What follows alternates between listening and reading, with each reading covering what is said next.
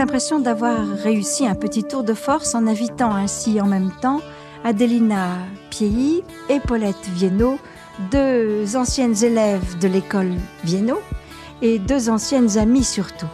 Et puis, comme je ne peux pas me passer d'une présence masculine, c'est bien connu, j'ai demandé à Loulou Riatoua, ancien élève lui aussi de l'école Viennot, de venir. Bonjour Adelina.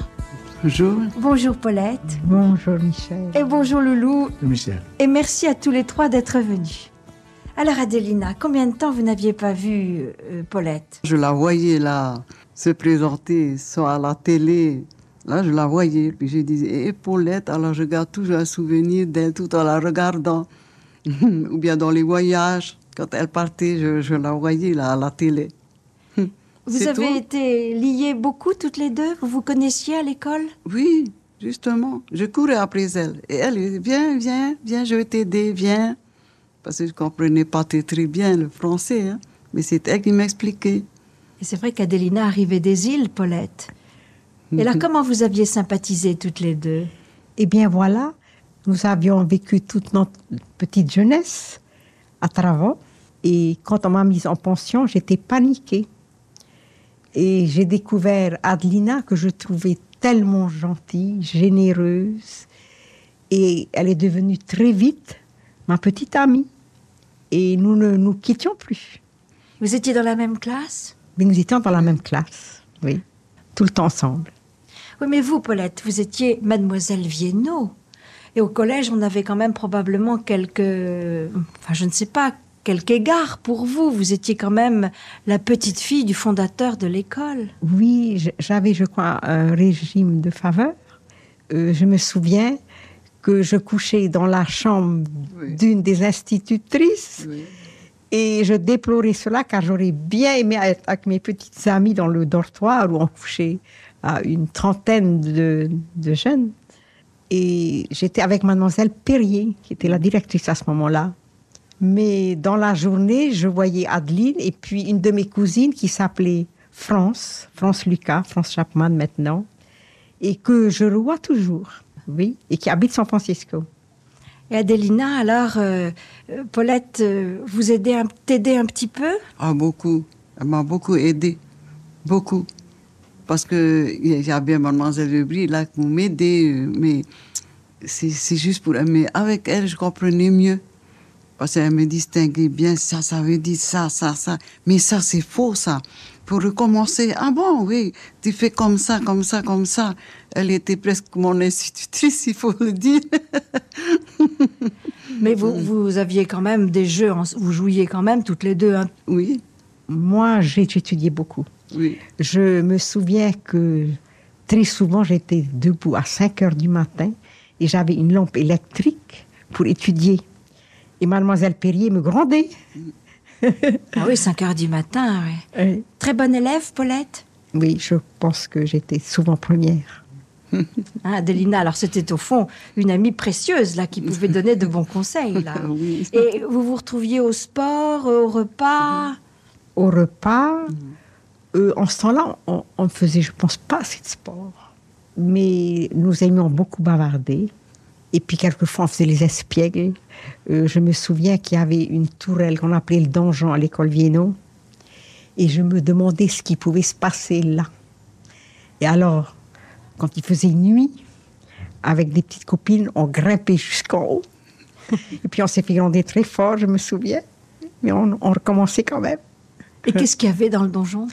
Il n'y avait rien de spécial, mais on pensait que les institutrices, quand elles punissaient des élèves, les mettaient au cachot là-haut. Voilà, le cachot. Et je me souviens plus très bien, est-ce que les institutrices nous mettaient au cachot dans ce donjon? Oui, on en a mis. Et c'est elle qui nous racontait qu'il y a des sans-pieds, des rats, des souris. Quelle horreur. Mais moi, j'ai jamais été, non. On est trop sages. Vous étiez des sages. Et alors, de temps en temps, le dimanche, on allait se promener. Qu'est-ce que vous faisiez, vous, les pensionnaires, alors? Oui, nous passions beaucoup d'heures au culte. Je pensais qu'on en passait beaucoup trop. Et dans l'après-midi, on faisait une promenade. On allait soit à Piret pour se baigner à la mer, ou bien encore... Où allait-on, Adeline? encore? Tout au fond de la vallée, là, de Au Fatawa. de Balotti, Balotti, voilà. à pied, pas en truck. Et il faisait bien chaud, je me souviens. Et on prenait un plaisir à sauter, plonger dans ce bain qui était merveilleux à cette époque-là. Une eau claire et profonde. Et propre, oui, et belle. Et c'était très beau. Et après la promenade? Eh bien, nous rentrions et le soir, il y avait encore le culte. Ah oui, vous avez gagné votre paradis l'une et l'autre. Hein, vous avez prié d'avance pour tout le monde, là. Ça devait pas... Mais vous alliez à quel temple? Alors, à Bethel ou à Paophai? Bethel et Paophai. Ah, les deux? Les deux, oui. C'était sévère, la discipline à l'école pour les filles? Oui, je pensais que les institutrices étaient assez strictes. Je dis que c'était sévère, surtout pour la langue tahitienne. Hein. Il ne faut pas dire « hoi », tu vas écrire 100 fois « hoi ». Un mot comme ça, un mot tahitien, c'était dur. Hein. Oui. Surtout pour toi qui venais de Rayatea. Pas encore moi, mais tout le monde. Hein. Et on joue comme ça dans la cour. Si une institutrice entend quelqu'un, enfin une des filles parler en tahitien, hein, punition, assieds-toi là, écris 100 fois le mot que tu viens de dire. Je me souviens qu'il était défendu de danser la danse tahitienne. On se faisait punir si on dansait. On était punis. Oui, oui, on n'avait pas le droit. Alors je me suis bien vengée. Ça oui, je trouve 30 ans après. Oui. Parce qu'alors là, la danse tahitienne, ça a été représenté longtemps par le groupe de Paulette Viennot. Hein. Et alors comment vous avez appris à danser la danse tahitienne alors? Eh bien, vous savez, moi je pense que toutes les Tahitiennes savent danser. C'est inné. Et puis, je me suis sentie vraiment un grand intérêt dans la danse. Et pendant 35 ans, j'ai promené des groupes dans le monde entier. Ah oui, vous avez été une des ambassadrices de la Polynésie à travers le monde entier, c'est vrai, Paulette. Moi, je me souviens, à mon arrivée, le groupe de Paulette Viennot était un groupe réputé aussi bien pour la qualité des danseuses que pour la qualité des costumes. Et nous avions de très belles filles. Oui, ça c'est une autre page de la vie de Paulette, hein, là.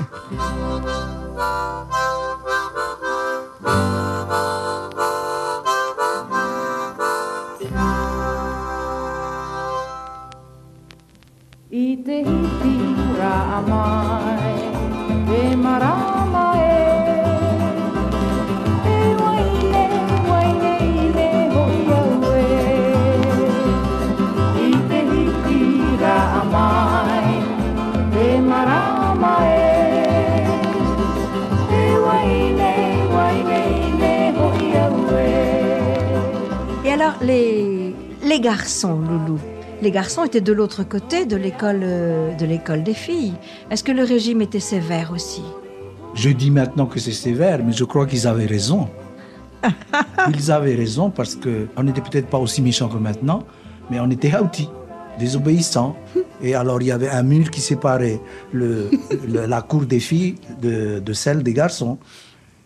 Non, moi je trouvais que... Parce qu'à Rayatea, ce n'était pas mieux. Mademoiselle de Brie était restée sous la tradition d'autrefois. Et... Non, je ne crois pas. Il fallait cette discipline, il fallait serrer. On me comprend peut-être mal, mais maintenant, je crois qu'il y a quand même quelque chose qui reste. En tout cas, il y a quelque chose qui reste, c'est que, Adelina, tu racontais combien tu avais été bien formée par les différentes missionnaires. Oui. Et Paulette, hier, quand nous bavardions, vous me disiez que vous aviez été à l'école centrale institutrice, appréciée pour la qualité de votre enseignement. Voilà. Que vous teniez aussi de ces mêmes missionnaires. Oui. C'était vraiment des éducatrices extraordinaires, ces femmes. Oui. Je pense particulièrement à Mademoiselle Cook. Voilà. Alors, Mademoiselle Cook, c'est un peu celle qui rallie tous les suffrages, hein, Mademoiselle Cook. Loulou, tu l'as connue aussi? Ben, c'est grâce à Mademoiselle Cook que j'ai pu passer mon certificat. Voilà. Parce qu'avant, il n'y avait pas de métro, qu'on disait à l'époque, oui. À Rayatea. Et alors, en 1937, voyant que j'étais... doué. Peut-être pas doué, mais enfin, j'avais un peu plus que les autres, parce qu'en 1936, nous avons passé notre local avec Mademoiselle Madeleine Bourmesta, qui est devenue par la suite Madame Thibaudet.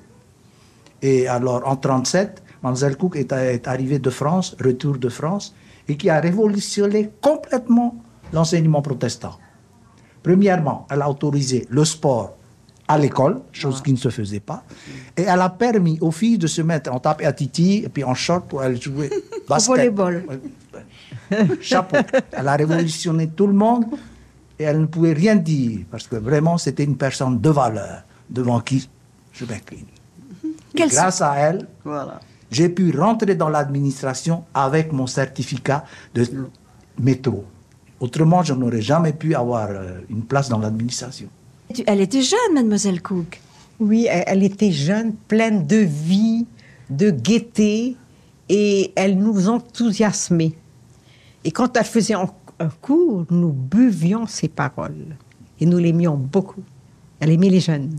Mais je pense qu'elle a eu quelques difficultés avec les autres missionnaires. Est-ce qu'elle a été bien comprise ou est-ce qu'on l'a trouvée trop moderne? Les autres demoiselles qui étaient là, mademoiselle Banzé était peut-être là encore? Non, mademoiselle Banzé était assez moderne. Mais je me souviens que certaines de nos institutrices ont été peut-être un peu dures avec elle parfois. Et c'est elle qui a eu ce destin cruel, puisque Adelina, elle est morte écrasée par un truck. C'est cela. Oui. Oui. Elle était à bicyclette et un truck l'a renversée. Elle était à bicyclette, je me souviens très bien parce que j'étais chez son amie Madame Higgins, parce que la fille Madame Higgins était une de nos amies aussi, Edwige. Et j'étais donc dans la famille Higgins et nous l'attendions. Et puis, nous étions sur la véranda. Les Higgins avaient une belle maison coloniale et nous la voyions arriver. Et elle tournait sur la gauche pour pouvoir rentrer chez Madame Higgins. Un truck est arrivé et l'a écrasée. Et elle est morte sur le coup. Oui. Pour nous, c'était dramatique. Sa disparition était dramatique. Tellement vous étiez attachée à elle. Beaucoup, oui. Elle était française malgré un nom anglais? Elle était française. Elle était française, parce que mademoiselle Cook, c'est vrai qu'on pense à notre valeureux capitaine Cook.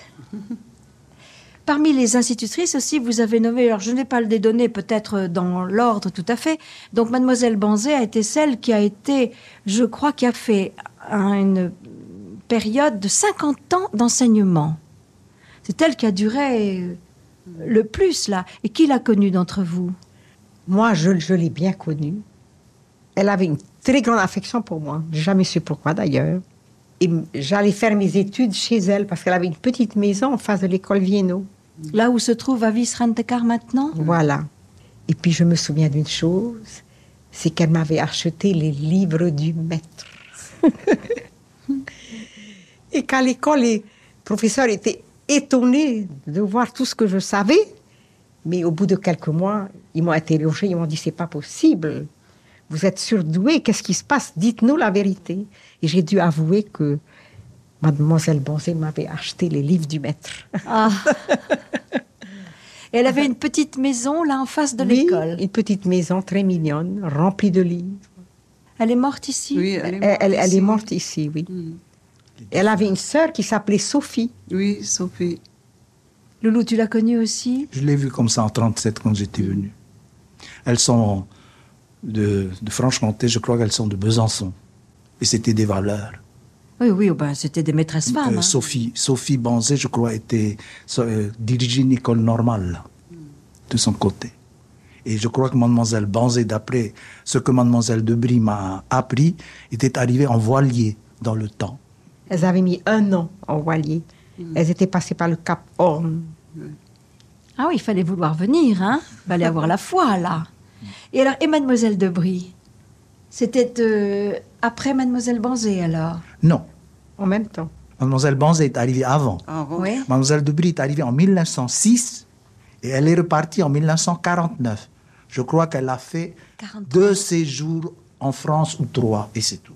Ce n'est pas comme maintenant, au bout de 3 ans, 4 ans, allez, retour en France. On venait pour le travail et pour la mission et c'est fini, un point final. Et alors, mademoiselle Debris habitait l'école? Mademoiselle Debris était la première à former les pensionnaires à Outourou, à faire une petite pension, dont je faisais partie parce que j'étais vraiment considéré comme un garçon de la maison. Et c'est elle qui m'a beaucoup aidé. Et quand je suis venu, quand mademoiselle Cook est arrivée en 1937 et qu'elle était partie en France, eh bien, c'est elle qui a payé la femme qui lavait mon linge. Maman ne pouvait pas payer et la pension 200 francs, et puis alors le linge à côté. On n'avait pas d'argent. Et je me rappelle très bien de mademoiselle Debris, parce que comme je suis asthmatique, je la voyais arriver. Dès qu'elle voyait que je ne venais pas à l'école, elle était sûre que j'avais piqué une crise. Alors elle arrivait avec son panier de ventouses chez moi. Mais les ventouses à cette époque-là, c'était avec le coton. Et j'avais une trouille. Alors il fallait flamber.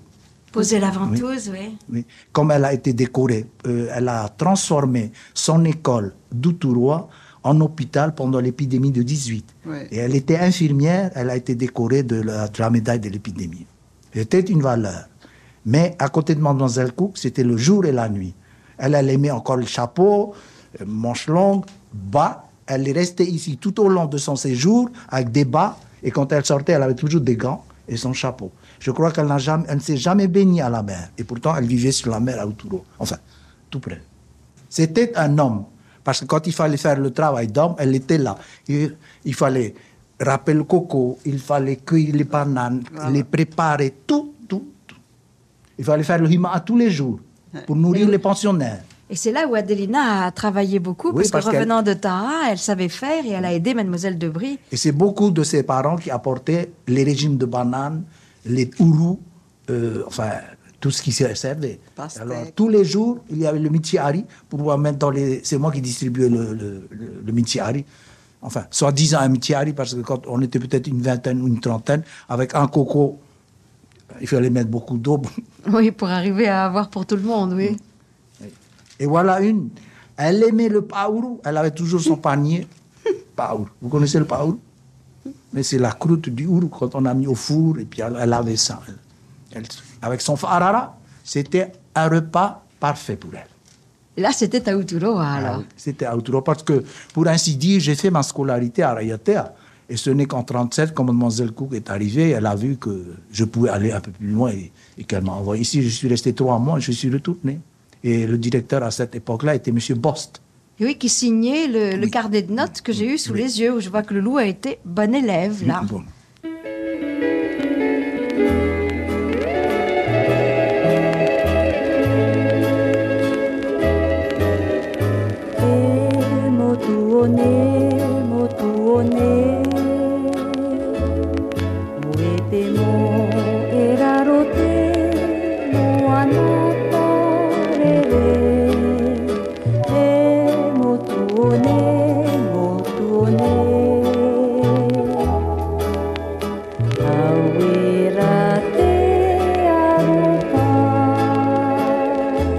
À l'école Vienno, Paulette, vous mangiez tahitien quand même, un petit peu?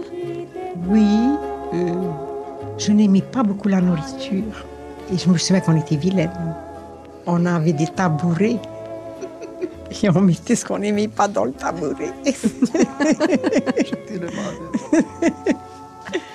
Mais est-ce que vous vous rattrapiez avec les sapotilles? Oui, dans la cour, la grande cour où on jouait, il y avait, je me souviens, un merveilleux arbre, un arbre de sapotilles. C'était des sapotilles jaunes. Et quand elles tombaient, tout le monde se précipitait pour les attraper. Délicieux. Vous avez fait des farces quand même, toutes les deux, quelquefois, des petites coquineries à l'école. Allez, Adelina, la vérité, quelquefois. Il n'y a pas eu des petits fous rires ou des petites choses comiques que vous avez faites l'une comme l'autre? On n'a pas osé parce qu'on ne veut pas aller au château. Dans le donjon? On ne veut pas aller là, il ne faut pas. Un seul peut-être, dans un petit coin, oui. Dans sa chambre. Dans sa chambre, là où elle est, dans la chambre d'Elpélier. Pendant son absence, pendant l'absence d'Elpélier. Oui, on s'amusait un peu comme ça, nous deux. Gentiment. Et du chant, vous faisiez du chant? Vous chantiez beaucoup à l'école? Oui, beaucoup, et surtout beaucoup de cantiques. Oui. On faisait la prière le matin, il y a toujours la lecture. D'ailleurs, je fais toujours encore aujourd'hui. Et puis ensuite, terminé par la prière. À table, on mange après. C'était Mademoiselle Béguin qui lisait. Alors, Mademoiselle Béguin, elle vit toujours, hein? On vient de voir sa photo. C'est formidable. Elle a 95 ans. Et alors, elle était là, Loulou. Comment l'as-tu connue, toi, Mademoiselle Béguin? Ouais, parce qu'elle venait passer leurs vacances à Rayatea chez Mademoiselle de Brie. C'est ça, oui. C'était le moyen de s'évader un petit peu de la... Je la voyais là-bas. Puis, alors, par la suite, je l'ai retrouvée en Suisse, à sa retraite, là. Je viens de la voir encore. Évidemment, elle ne marche plus sans canne. Il lui faut ses 2 béquilles, et encore difficilement. Mais Loulou nous disait qu'il a vu Mademoiselle Spelta et qu'elle avait 102 ans. C'est superbe. Et la photo qu'il a d'elle pour son centenaire, c'est une photo merveilleuse. Et elle écrit encore très bien, vous avez vu sa lettre? Voilà ce que c'est que d'être passé par l'école Viennot. Eh bien, c'est une garantie de longévité. Hein, d'ailleurs, c'est évident. Voilà ce qui vous attend, mesdames. En 102 ans, nous ferons la prochaine émission, là. Hein. J'espère que je vivrai pas si longtemps. Pourquoi pas? Et mademoiselle Spelta était un bon souvenir. Elle était... Formidable. Très gaie, nous l'aimions beaucoup aussi. Tu te rappelles de mademoiselle Spelta? Oui. Est-ce qu'il y en avait qui étaient plus artistes, plus poètes? Mademoiselle Spelta était formidable en ce sens que elle nous faisait faire les cartes des îles. Et on savait tous les districts de Tahiti, pas comme maintenant, Hiti Otera, Otera, on disait Fa'a, Punawia, Pa'ea, Papara, Mataia, Paperi, Taravao, Hiti Amahaina. Toute la presqu'île. La Yatea, c'est la même chose. Toute la Polynésie française, on n'appelait pas la Polynésie, les établissements français de l'Océanie. Ben, nous savions les Tuamotu, les Marquises, les Australes, on savait. Et on avait une fois par semaine la leçon anti-alcoolisme. Oui, j'ai encore mon carnet, comme j'ai tout. Oui. Et vous aviez parmi les pasteurs, M. Ray-Lescure, qui avait écrit un abrégé de l'histoire de Tahiti. Oui. Il venait faire des cours au collège, à l'école Viennot, M. Ray-Lescure. Je me souviens pas du tout, non, je crois pas. Monsieur Vernier, oui, Charles Vernier, le pasteur, M. Ray-Lescure. Oui, mais il a quand même été directeur de l'école des filles. Oui, mais je me souviens pas qu'il nous ait donné de cours. Monsieur Ray-Lescure, mais c'était plutôt madame, enfin, comme... Oui, madame Ray-Lescure. Peut-être après nous. Peut-être après nous, hein. Peut-être. Oui. Mais M. Charles Vernier venait nous donner des leçons en langue tahitienne. Hein. C'est Charles Vernier comme ça. On faisait une dictée de 3 lignes, on l'envers faute. Et est-ce que vous donniez de temps en temps des petits spectacles? Est-ce qu'il y avait des kermesses? Est-ce qu'il y avait quand même des soirées récréatives? Oui. Oui, je me souviens très bien. À l'une de ces soirées, j'étais un petit papillon bleu. Et j'étais très fière de mes ailes. Et Adélina? Non, elle n'a pas été papillon? Non. Loulou? Non plus. Parce que chez Mademoiselle Debris, c'est comme ça. Ouais. Il n'y a pas à droite, elle avait des œillères et c'était comme ça. Alors que Mademoiselle Cook était large d'esprit, on pouvait lui parler de quoi que ce soit, elle vous corrigeait, si c'est bien, tant mieux, si c'est mal, elle pouvait vous punir, mais avec justesse. C'était une femme de valeur et unique. Elle avait un peu bouleversé l'école, je dois dire. Alors là, c'était vrai. Évidemment, il y a eu beaucoup de frottements, ça je le sais. Avec les autres... Avec les autres institutrices, oui. Elle était indépendante, elle ne voulait pas se mettre sous la coupe de l'ancien temps. Elle voulait apporter un renouvellement de l'enseignement protestant. Et puis les institutrices ne comprenaient pas. Toutes les institutrices habitaient le pensionnat. Elles ne comprenaient pas qu'on puisse sortir de l'école. Et Mademoiselle Cook aimait beaucoup s'évader un peu, aller voir ses amis. Et cela... les institutrices n'ont jamais compris. Elles habitaient toutes ensemble, alors, toutes les institutrices? Elles étaient toutes en pension, oui, toutes. Et elles ne sortaient jamais. Oui, sauf le jeudi et le dimanche, puisqu'avant, c'était le jeudi. Oui. Alors, avec les après-midi. Avec les élèves. La promenade traditionnelle, c'est le temple de Paofa, il y avait le bord de mer. Ouais. Alors, d'un côté, il y avait l'école des sœurs, et puis les protestants de l'autre côté, justement le presbytère. C'était là. On n'était pas nombreux. On n'était pas nombreux comme pensionnaires de notre temps, avec M. Borst comme directeur. Je crois que nous étions 13 ou 14. Ah, simplement 13 ou 14. Nous, on était beaucoup plus nombreux. Ah oui, nous étions nombreux. Il y avait même plus de place. Chez nous, comme grands, les 3 grands, parce qu'il y avait les grands et les moyens et les petits. Les 3 grands, il y avait Albert Terorotua, Gabi Hae, ils vivent tous les 2. Il y en a un qui est mort, c'est Alvin Bankley. Lui est mort. Alors, dans la petite, il y avait Raymond Gadio dans le temps, mais il s'appelle Har Aro maintenant. Il y en a d'autres, je faisais partie. Et les petits, il y avait Eddie, lui, ils étaient 3 ou 4 petits. Ah oui, ils n'étaient pas très nombreux chez les garçons. Non. Et notre surveillant était le frère d'Adélina, Robert Ebb. Je me souviens que j'avais une admiration pour Robert. Ah bon? Ah ben oui. Qui était beau garçon? Il était beau garçon, oui. Est-ce que vous vous souvenez du nom de quelques-unes de vos amies de classe avec qui vous étiez? Oui, moi je me souviens très bien de Marguerite Mersman et de France Lucas. Et je me souviens qu'on on avait décidé que quand on aurait 20 ans, on se rechercherait. Et quand j'ai eu mes 20 ans, j'ai essayé de retrouver Marguerite et France. Et Marguerite avait épousé un millionnaire à Minneapolis. Et France était à New York, mariée également. Quand je suis allée à Washington, j'étais à l'ambassade pendant quelques années, j'allais souvent à New York pour voir France qui vivait là. France a rencontré son mari ici qui était de passage, et Marguerite Mersman aussi. Et donc ce sont ces deux seuls amis réellement qui ont quitté Tahiti. Toutes les autres étaient en Océanie.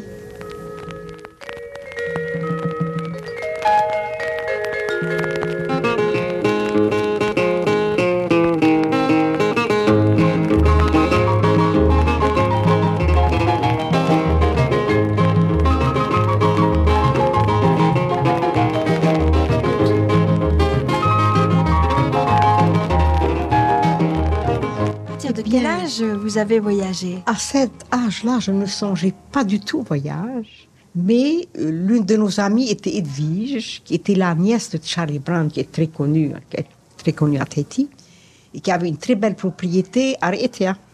Et je passais toutes mes grandes vacances à Raiatea. Nous partions avec Edwige et sa tante, Madame Charlie Brown, sur une goélette qui s'appelait la Poti Raiatea. Et je me souviens que j'adorais ça. On avait des péoués qu'on mettait sur le pont et on dormait à la belle étoile. C'était formidable. À Raiatea, on habitait une case tahitienne et on dormait par terre aussi sur des péoués. Je me souviens que le matin de très bonne heure, on se levait et on allait se baigner dans une rivière. Et notre toilette, elle était faite dans cette rivière. Et nous allions pêcher. On attrapait des poissons, mais tellement facilement. On pêchait avec des épingles qu'on recourbait et on ramenait un festin à la maison. Et tu n'avais jamais rencontré Paulette à ce moment-là, toi? Je ne suis jamais sorti de mon tour de Raiatea. Mais il était beaucoup plus jeune. Oui, voilà. J'étais encore tout... Parce que je me rappelle, quand j'ai commencé à aller à l'école, je crois que la directrice de l'époque était mademoiselle Lafont. Après le cyclone de 27 qui a démoli tout l'école missionnaire de Mix d'Outuroa. Alors il y a une nouvelle école et je crois la première directrice à ce moment-là c'était mademoiselle Lafont. Et c'est pas là. Alors à la salle d'asile, il y avait Amélia Jordan qui vit encore à Outuroa, madame Taillé. Il y avait Lucette Maitere, sage-femme qui vit encore. Il y avait madame Timiona Henriette qui est morte. Elles étaient là. De mon temps, on jouait. C'est mal dire maintenant quand je dis le mot salle d'asile, on me regarde d'un air. Oui, mais parce que c'était l'école maternelle, mais c'est vrai que l'expression surprend. Oui. Alors, nous sommes habitués. Où étais-tu? J'étais à la salle d'asile. C'était. Oui, c'était l'expression courante, oui. Et la première qui est venue vraiment pour s'occuper des enfants à l'école, à la salle d'asile, c'est Mademoiselle Gilbert. Elle savait s'occuper des petits, elle avait son harmonium devant elle, elle tapait là-dessus. Alors tout le monde faisait la gymnastique, on jouait dans la cour, il y avait quelqu'un qui surveillait. C'était la belle vie. Moi, j'ai aidé l'école en reconnaissance, témoignage de reconnaissance pour mes anciennes institutrices, Mademoiselle Debris, Mademoiselle Cook. J'ai aidé 38 en remplacement d'Adelina qui partait sur Pop était pour se marier, 39, 40, 41, jusqu'en juillet 42, où j'ai quitté. Mais je garde un souvenir merveilleux. C'était formidable, formidable. Ouais, la preuve, c'est que chaque fois que tu vas en Europe ou en France, tu essayes de retrouver tes anciennes... J'ai mon cahier là devant moi où presque tous les anciens missionnaires ont Je garde un très très bon souvenir. Chaque fois que j'y vais là-bas, c'est avec plaisir. Évidemment, le sujet est centré sur Tahiti. Et un tel, et une telle. Comment vont les... Toujours et toujours. Comme chez les pères, d'ailleurs, que je viens de voir à Sarzo. Eh bien, le corps est là-bas, mais tout l'esprit est encore... est ici. Est ici, oui. Où qu'on aille, qui on rencontre, on ne parle que de Tahiti, du Maa Tahiti. Où est-elle? À Neuchâtel. Bien. Et Mademoiselle Spelta? Elle est dans une province de Torre Pellice. Elle est à Torre Pellice, une province de Turin. En Italie, donc toujours. Et oui, parce qu'elle était d'origine italienne. Oui. Et son frère était général de l'armée italienne, ce qui fait que pendant la guerre, on l'a mise de côté pour ne pas enseigner dans une école française. Et elle était à Piret, chez les demoiselles, avec Madame Auger-Dolé. Oui. Il y avait des dames qui étaient à Piret et elle a logé là pendant je ne sais pas combien de temps. Et alors après, elle est revenue enseigner. Ah oui, même à Tahiti, on faisait ces distinctions entre Allemands et Italiens pendant la guerre. Les filles oui. Delphieux. Delphieux. Elles étaient 3. Je me souviens bien d'elle. Oui. Il y en avait une qui était à l'hôpital. Il y en avait une qui était surveillante à l'école centrale. Il y en avait une qui était arrêtée, Madame Bernardo. Quelle mémoire, Loulou. Quelle mémoire.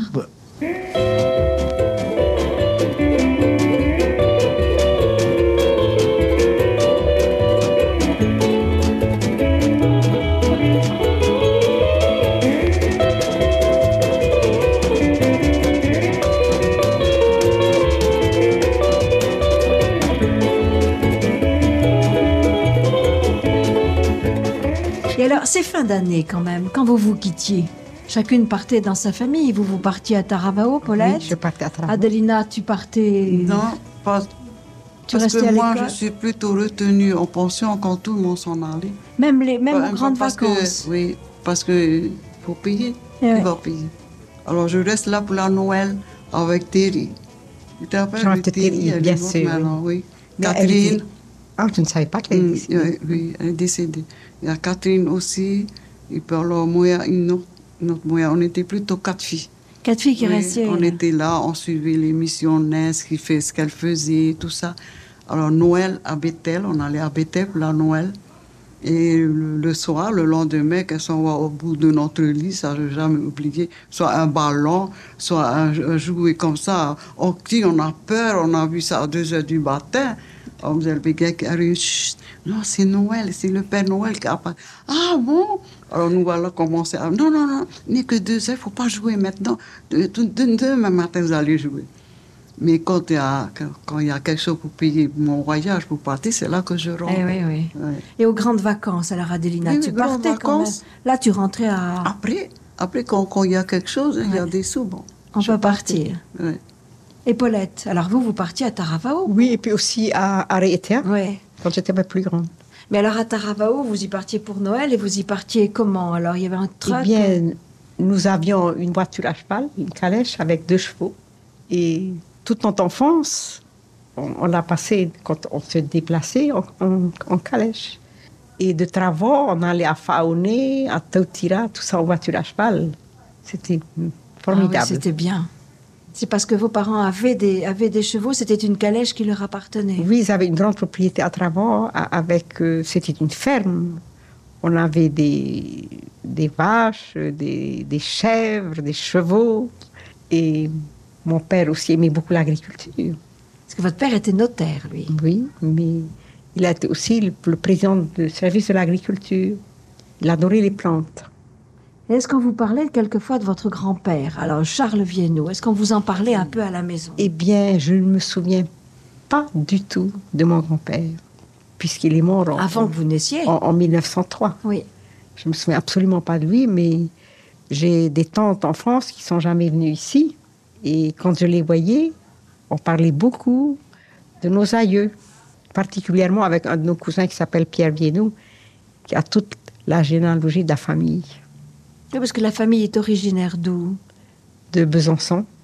Je crois que tous les anciens missionnaires venaient de l'Est, là, de Besançon, les Annes, les Vernier. Monsieur Vernier même m'a dit qu'ils sont descendants de là. Et mademoiselle, que vous en parliez tout à l'heure, elle était née à Pau-et-Laval, dans la Drôme. Et Madame Price m'a dit dernièrement, quand elle est venue, que son neveu, qui est médecin à Genève, était très étonné que sa tante soit enterrée ici. Il n'était même pas au courant. Ah, je reviens. Vous parliez de cachot tout à l'heure. Quand je suis venu en 1937, il y avait un cachot à l'école des garçons. À l'école Vienno, des filles aussi. Chez les filles, là, je parlais des pas filles. Chez les filles, j'ai jamais été. Il y avait là. C'était un péché de mettre les pieds chez les filles. Oh là! Oh là là! On ne pouvait même pas les regarder, les garçons. Oh non! Ah non? Non, on se faisait gronder, il ne fallait pas les regarder. Au grand âme, là, parce que dans le temps, on avait un cahier d'amitié. Alors j'avais un qui n'hésitait pas à Rayotea. Mais ici, j'ai eu, alors je l'avais, puis alors on passait chez les filles. Mais si Mademoiselle Perrier trouvait ça, c'était confisqué. Et je l'ai encore à la maison, mon cahier d'amitié. Et de ce cahier d'amitié, j'ai fait ce livre d'or. Quand je vais en France et partout, je fais signer aux anciens. Et vraiment. Et ensuite, il y a une chose que peut-être on ne fait plus il y a longtemps. C'était des militaires qui venaient nous faire la gymnastique. Je crois que c'est tous les mercredis après-midi. C'était bien, c'était une distraction. Alors je me rappelle, on disait à cette époque-là, les sous-maîtresses. Il y avait Tara, elle est morte. Il y a une qui vit encore, c'est Madame Rani. Elle est née Toumahaï, mais elle est veuve Tetu Manhuiri. Je la vois encore au temple. Il y avait aussi Madame Tefata, Sophie. Et il y avait Abraham, il vit encore, il est à la mission Santo. Faoura, je crois. Il vit encore, ce sont les anciens. Kissan, je le voyais moins. Mais c'était... Oui, Kissan était déjà là. Oui. Alors, il y a M. Bost qui était directeur. Sa femme était une Américaine. Alors, l'après-midi, « Enfants, venez goûter un banane et une pain. » C'est l'iracté général dans la cour. « Enfants !» Même chose, c'était... Ben oui, c'est difficile, le genre masculin et féminin dans la langue française, oui. Mais à la fin de l'année, il n'y avait pas de distribution des prix? Non. Ça n'existait pas? Chacun repartait. Chacun repartait. Et des kermesses? Oui, il y a le bazar, on disait. C'est le bazar. On appelait ça le bazar. Oui. Ah, oui. Pourquoi le bazar? Parce que... Et on en trouvait tout. Ils vendaient beaucoup de choses. Beaucoup de couture. On faisait de la broderie dans le temps. De la peinture, Pakistan. Moi, mais là, cette demoiselle était Mademoiselle Debris pour la couture. Oui. Ah oui. Pardon. Et Paulette était très bonne en couture. Ma mère passait de nombreuses heures à broder des tapis pour les vendre au bazar. Toute sa vie, je la voyais broder. Toute sa vie. Et tout ça, c'était pour le bazar. Oui, et je disais, Paulette en a fait au moins 25 aussi tapis. Elle détestait la couture. Elle n'aimait pas. Elle me disait, fais à moi. Elle faisait les points de côté. Mais c'était... Tiens. C'était bien. Elle te donnait un coup de main en mathématiques et en français, et toi, tu lui faisais sa couture. Hein, c'était une éducation parfaite, la répartition des tâches qui était intéressante, ça. Et quand vous avez quitté l'école, ça a été triste? Eh bien, après l'école Vienno, je suis partie à l'école centrale pour continuer des études. Parce qu'il faut dire que moi, je nage complètement. CM1, CM2, en troisième, en deuxième, en première. De notre temps, il y avait le local, il y avait le métro, il y avait le brevet local et le brevet de France. C'est tout. Alors, on savait ce qu'on préparait. On savait ce qu'on préparait. Il n'y avait pas de maternelle, il y avait la salle d'asile, on s'amusait. Maintenant, je ne sais plus. C'est compliqué maintenant. Compliqué. Donc, après le certificat, vous êtes parti donc à l'école centrale? Je ne me souviens plus si c'était le certificat ou le certificat métro. Et je suis partie à l'école centrale. Et là, nous avions des professeurs qui venaient de France qui étaient très, très durs. Ah, plus durs que que les missionnaires de l'école Vienno. C'était les méthodes différentes? Il y avait un professeur qui s'appelait Madame Jardel, qui était d'une beauté extraordinaire, mais qui était méchante. Et figurez-vous qu'elle est revenue il y a quelques années, invitée par les anciens élèves. C'était formidable. On a fait une grande fête à la maison et elle est venue. Et puis elle a voulu voir ce que j'avais fait parce qu'elle se souvenait que je lui faisais beaucoup de misère. Et elle est venue à l'agence et elle était très impressionnée. Elle m'a dit, oui, je sais que vous m'avez causé pas mal de problèmes, mais je veux quand même vous féliciter. Et depuis lors, nous nous écrivons continuellement. C'était une belle brune. Elle avait des yeux extraordinaires, mais j'avais très peur d'elle. Peut-être qu'elle avait raison d'être un peu sévère. Si Paulette s'était découverte à l'école centrale un peu dissipée ou un peu coquine. Et puis alors, toutes les deux, vous avez fait de l'enseignement, Loulou aussi. On a l'impression quand même que l'école Vienno se poursuivait quand vous étiez jeune femme ou jeune homme. Et il fallait payer un peu votre rançon à l'école et dispenser le savoir. Tu as été institutrice combien de temps, hein, Adelina? Tu en as fait des classes. Un peu partout. Un peu partout, y compris surveillante d'internat. Ah oui. Un peu partout. Ah, c'est en dernier. Ça. En dernier. Et Paulette a été institutrice combien de temps? Bien, à l'école centrale, d'abord, nous avons suivi des cours de pédagogie. Nous avions un monsieur qui s'appelait Monsieur Benoît, qui était extraordinaire. Et j'ai énormément appris avec Monsieur Benoît. Et j'ai été institutrice. J'avais le cours du certificat d'études. Certains élèves étaient presque aussi grands que moi. Et puis, par la suite, j'ai été appelée chez le gouverneur d'Égérie pour donner des leçons à leurs enfants. Alors que j'étais chez le gouverneur, j'ai rencontré un jeune diplomate anglais et j'ai pris des ailes et je me suis envolée. Et voilà, et voilà.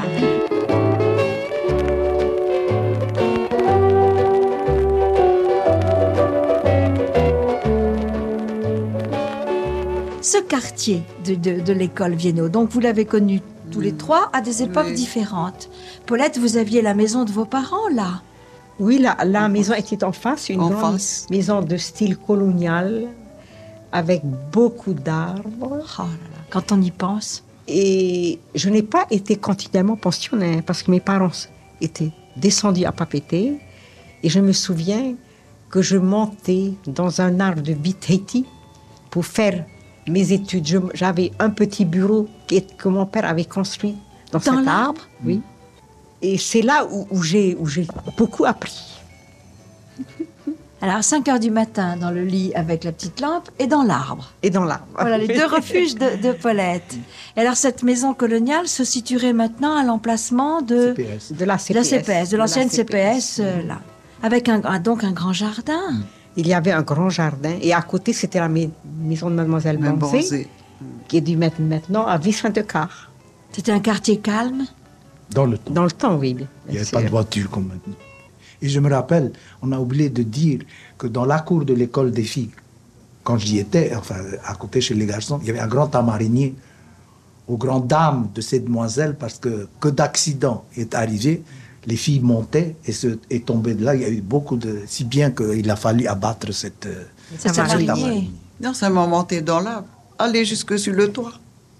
Ah bon, Adelina? Oui. Tu as été de celle-là? Non, pas moi. Oh, allons. Ce sont des filles vraiment terribles, hein, montées sur le toit pour regarder l'autre côté. Les garçons? Voilà. Ben oui, plus on défend de regarder les garçons, plus on a envie de les regarder. Le contraire.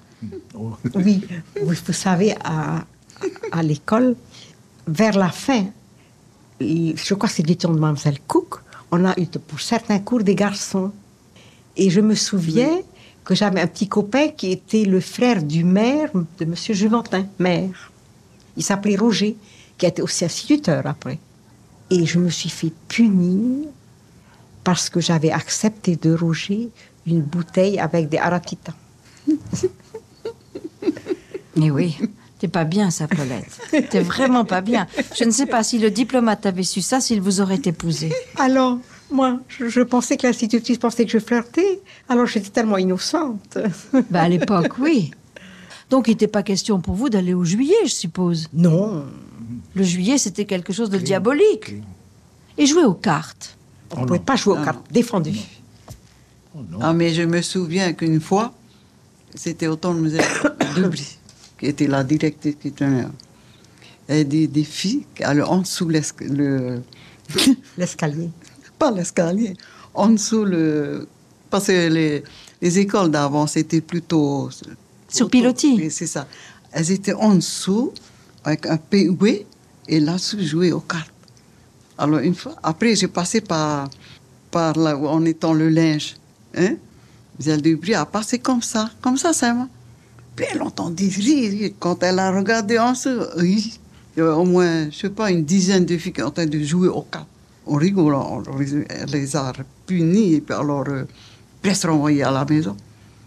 Elle a ramassé toutes les cartes et les a toutes déchirées. Ah, c'était défendu. Pourquoi c'était défendu? Parce que c'était une distraction? Un mal.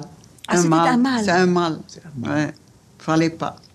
Je crois que ce que dit Adelina, elle aussi a été très proche de Mlle Debris, comme moi, j'étais resté vraiment le garçon. Il ne fallait pas dire quoi que ce soit, et on avait peur de la punition.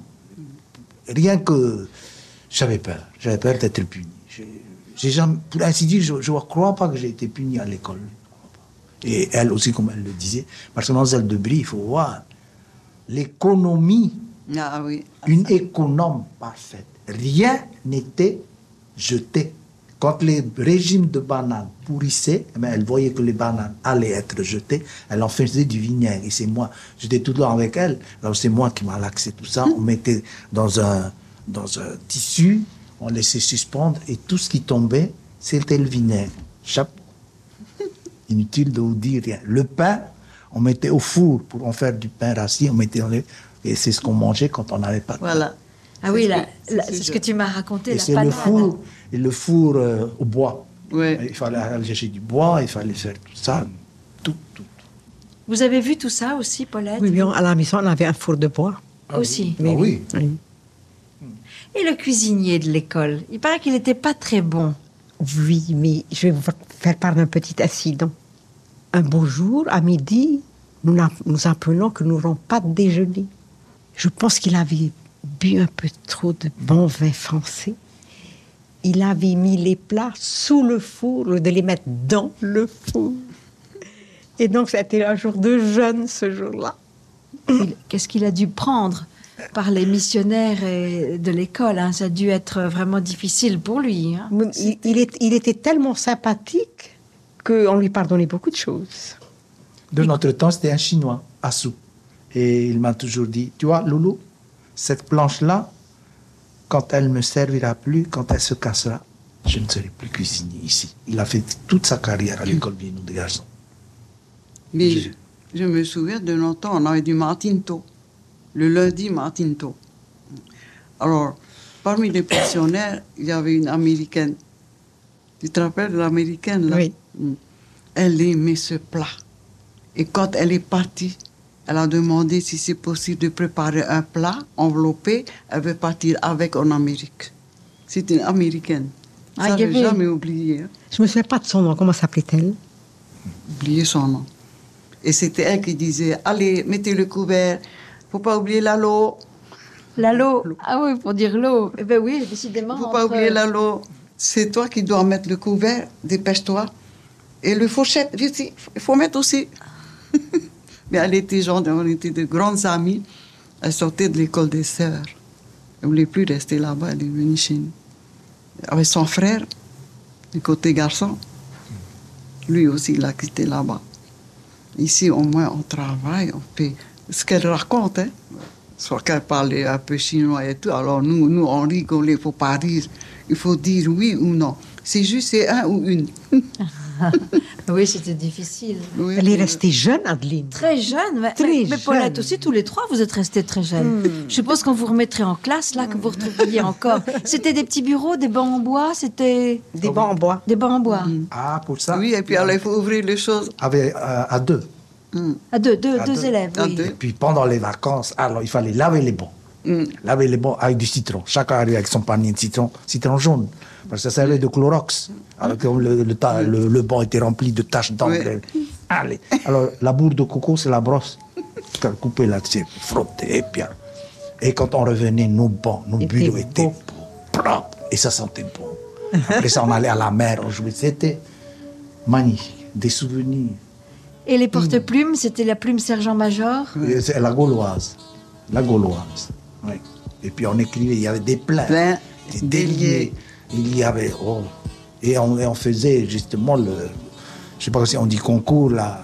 Il y avait la ronde, la bataille, la cursive, la fine cursive. Il y avait. Ah bon, vous appreniez toutes les écritures. Puis on nous faisait un tableau. Pour ça, M. Abraham, c'était notre professeur d'écriture. Ah! Chapeau.